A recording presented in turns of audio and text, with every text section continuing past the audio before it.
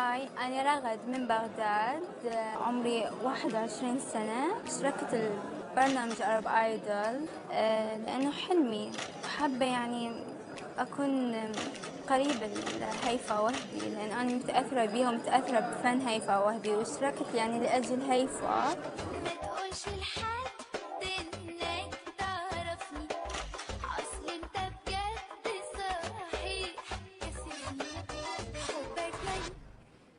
ايوه هو ده. هلا هلا ومسهلا ومرحبا ومرحبتين.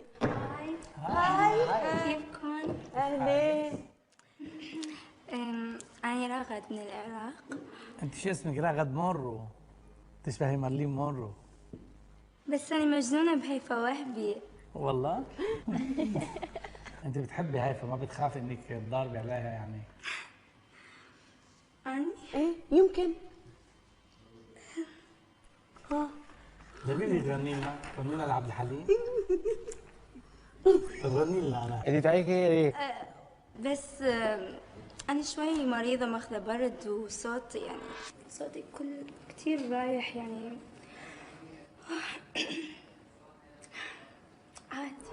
عادي. بدي اشوفه بعينك حب.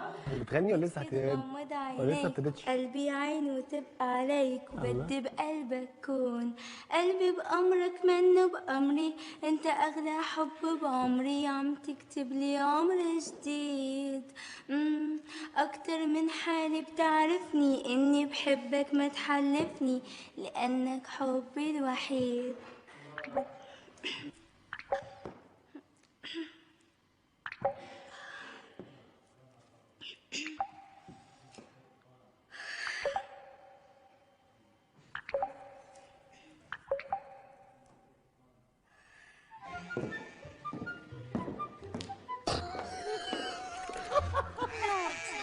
ما حبوني. عادي عادي، عن جد عادي. سوري هيفا لأنه خيبة ظنك. عادي عادي عادي. أنا رغد من بغداد، عمري 21 سنة. اشتركت أنا رغد من بغداد، عمري 21 سنة. اشتركت